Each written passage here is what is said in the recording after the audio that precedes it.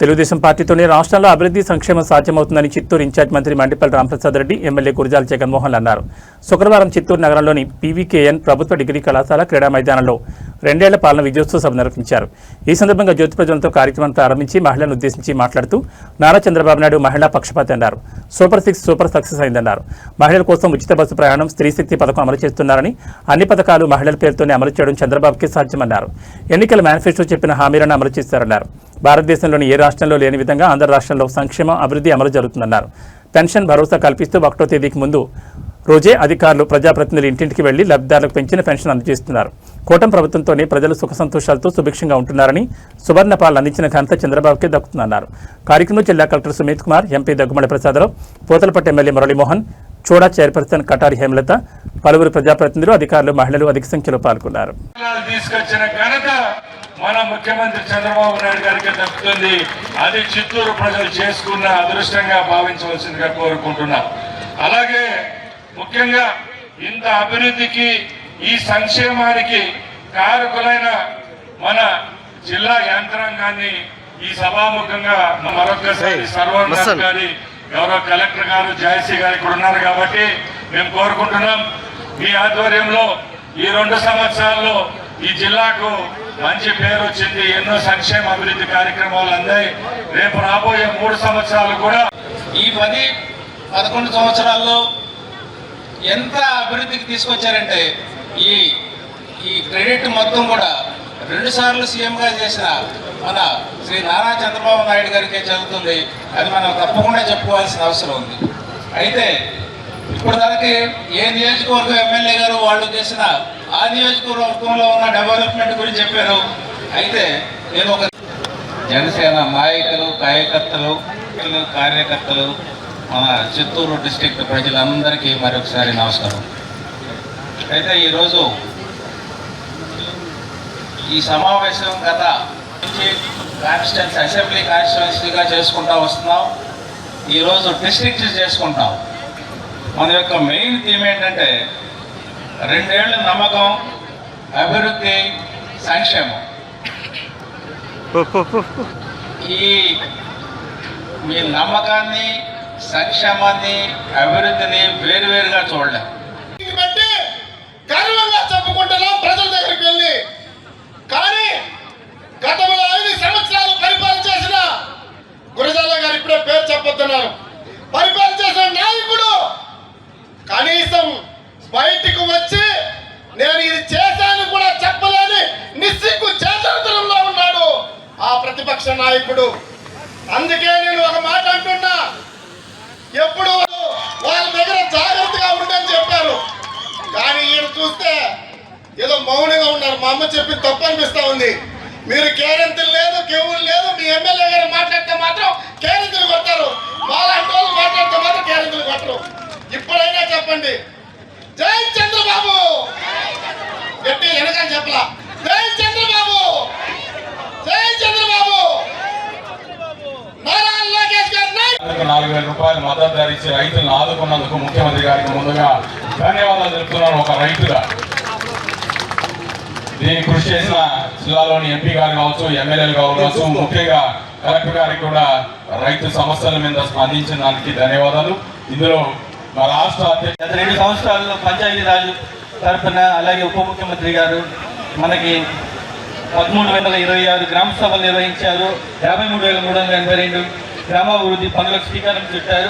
అలాగే 8,571 కొత్త గ్రామీణ రోడ్ల నిర్మాణము, 4,000 కిలోమీటర్లు సిసి రోడ్లు, 25,000 మినీ గోశాలలు, 157 కమ్యూనిటీ గోశాలలు నిర్మాణము. అక్క చెల్లెలకు, అన్నదమ్ములకు, కూటమి నాయకులకు, కార్యకర్తలకు అందరికీ కూడా మనస్ఫూర్తిగా స్వాగతం, సుస్వాగతం తెలియజేసుకుంటూ, సురేష్, నేను నారా చంద్రబాబు నాయుడు గారిని, వారి కుటుంబాన్ని గత 40 సంవత్సరాలుగా గుండెల్లో పెట్టుకుంటూ 8 సార్లు ఒక ఎమ్మెల్యేగా గెలిపిస్తూ 4 సార్లు ముఖ్యమంత్రికి అవకాశం ఇచ్చిన ఒక నియోజకవర్గం కుప్పం నుంచి వచ్చినాను నేను. మా నాన్నగారు స్వర్గీయ శ్రీ పిఆర్ చైర్మన్గా మీ అందరికీ సుపరిచితుడే. అలాంటి ఒక సామాన్య వ్యక్తిని ఒక్కరు సోషల్ మీడియాలో స్పందిస్తూ వారు చెప్పే ఒక కంగ్రాట్స్ కావచ్చు, ఒక మెసేజ్ కావచ్చు, మాకు ఇంకా ఎంతో ఎనర్జీ. మొన్ననే హై రోడ్డు కూడా 37.5 కోటి శాంక్షన్ అవ్వడం జరిగింది. సో రానున్న రోజుల్లో హై రోడ్డు కూడా చాలా అద్భుతంగా centre divider lightening with drainage, ఎక్కడైతే మహానగరాలు ఒకప్పుడు హైదరాబాద్, విజయవాడ, వైజాగ్, మనందరి జిల్లా ఇన్ఛార్జ్ మంత్రివర్యులు రాంప్రసాద్ అన్న గారు, అలాగే దీపం పథకం కింద మహిళలకే మరో అవకాశం.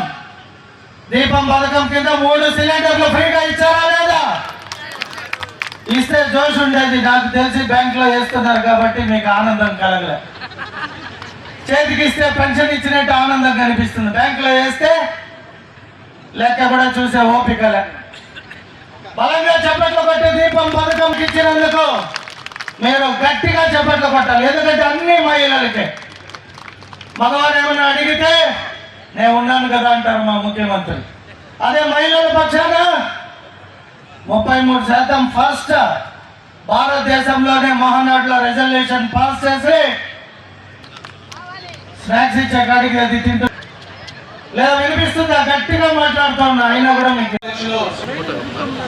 తెలుగుదేశం ఎమ్మెల్యేలకి అలాగే భారతీయ జనతా పార్టీ నాయకులకి విచ్చేసిన ప్రజానీకానికి అందరికీ మా అధినాయకుడు పవన్ కళ్యాణ్ గారి తరఫున వందనాలు తెలియజేస్తున్నాను.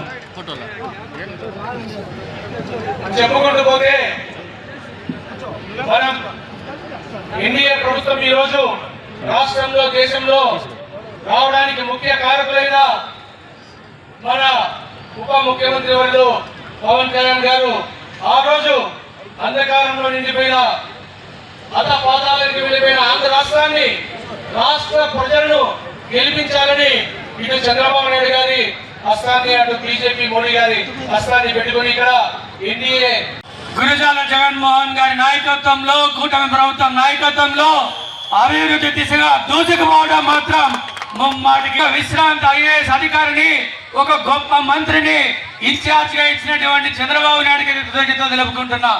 115 ఏళ్ల చిత్తూరు చరిత్రలో ఇలాంటి రోడ్లు ఎప్పుడైనా చూసామా?